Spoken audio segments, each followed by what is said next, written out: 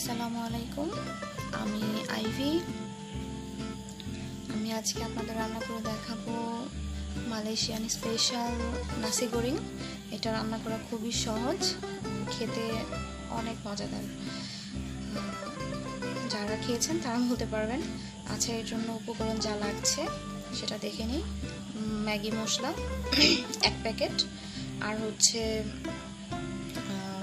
গাজর কুচি, 2টা কাঁচামরিচ, ধনেপাতা, মাঝারি সাইজের একটা পেঁয়াজ কুচি, আর কলমি শাক, আর হচ্ছে মটরশুঁটি। এখানে 2 চা চামচ পরিমাণ সয়া সস, আর হচ্ছে 1 বাটি ভাত। আর রান্না করা ভাত দিয়ে এটা মূলত রান্না করতে হয়, যে নর্মাল চালটাকে আমরা ভাত হিসেবে খাই আর কি।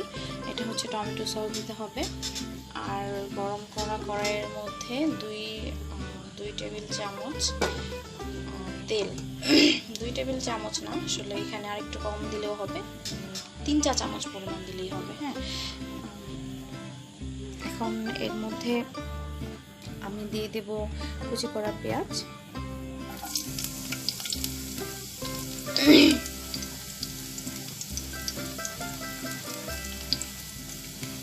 কুচি করা পেঁয়াজগুলো অল্প ভেজে নেব। এবার অল্প ভেজে নেওয়া পেঁয়াজের মধ্যে আমি দিয়ে দেব কলমি শাক,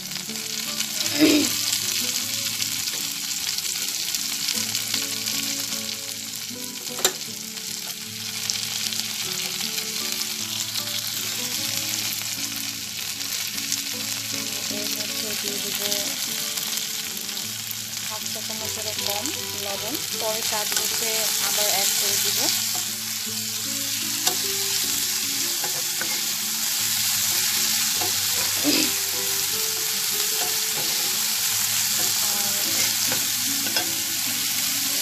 দিয়ে দেব গাজর কুচি, কাঁচামরিচ, ধনেপাতা বাদে অলমোস্ট সবই দিয়ে দেবো।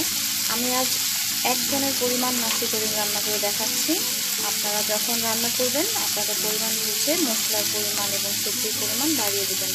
এখানে আমি দিয়ে দিচ্ছি মটরশুঁটি,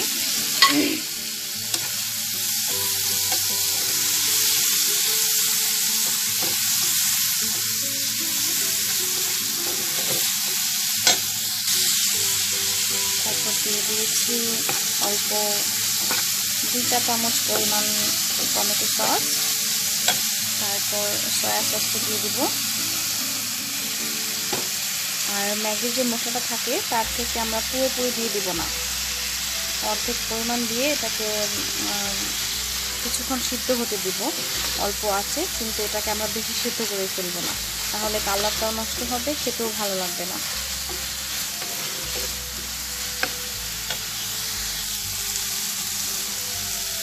আমাদের সবজিটা কুক হয়ে গেছে। আমি বেশিক্ষণ না, 4-5 মিনিট থেকে এটাকে সিদ্ধ করে নিয়েছি। এর মধ্যে এখন আমি যে রান্না করা 1 বাটি পরিমাণ ভাত আছে আমি সেটাকে দিয়ে দিব। আমরা কিন্তু রেস্টুরেন্টে গেলে নর্মালি আমাদের এই পরিমাপে দেওয়া হয় এক জনকে, তাই আমি সেই মাপেই নিয়েছি। আপনি আপনার পরিবারের মেম্বার হিসেবে বাড়িয়ে কমিয়ে নিতে পারেন, সমস্যা নেই। সাথে সাথে মশলার পরিমাণটাও বাড়বে।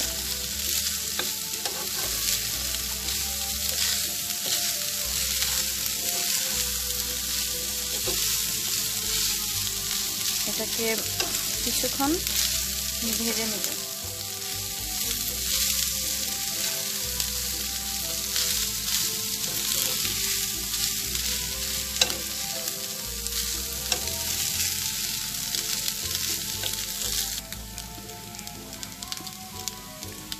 এই পর্যায়ে আমরা বাকি যে মশলাটুকু রেখেছিলাম ওইটুকু দিয়ে দিব।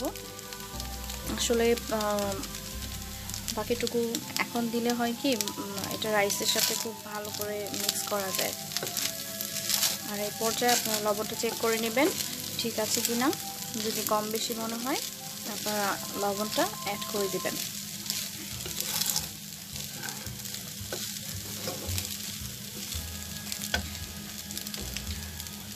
এটার সাথে আপনারা চিকেন তান্দুরি, তারপর হচ্ছে বিফ কাবাব, তারপর হচ্ছে এগুলো দিয়ে আর কি বেশি ভালো লাগে। আর যদি আরও সিম্পল আরও সহজে খেতে চান তাহলে এটার সাথে ডিম ভাজা দিয়ে খাওয়া যায়। এটা বাইরের দেশের ওরা আর কি সচরাচর শর্টকাট ডিম ভাজা দিয়ে খেয়ে নেয়। আর যেদিন ওরা স্পেশাল হিসেবে খায় সেদিন সাথে চিকেন অথবা বিফটা রেখে দেয়। আমি সামনের ভিডিওতে চেষ্টা করব আস্তে আস্তে সব রেসিপিগুলো শেয়ার করার, সাথে চিকেন তান্দুরি, বিফ কাবাব সব কিছুই থাকবে ইনশাআল্লাহ। আমার এটা অলরেডি ডান, আমি ধনেপাতা দিয়ে দিয়েছি, দেখতে পেরেছেন। এটা কিন্তু হয়ে গেছে, সব কিছু পারফেক্ট আছে। আমি আপনাদের পরিবেশন করে দেখাচ্ছি। হয়ে গেছে আলহামদুলিল্লাহ। এটার কালারটা একটু দেখেন, মাশাআল্লাহ কত সুন্দর হয়েছে। এটার সাথে এখন আপনারা যে কোনো কিছু দিয়ে পরিবেশন করতে পারেন। খেতে আলহামদুলিল্লাহ খারাপ লাগবে না আশা করি। বাসায় রান্না করে খেয়ে ট্রাই করে আমাকে অবশ্যই জানাবেন কেমন হলো। আর আমাকে সাপোর্ট করতে অবশ্যই আমার সাথে থাকবেন, সাবস্ক্রাইব করবেন প্লিজ। আল্লাহ হাফেজ, আসসালামু আলাইকুম।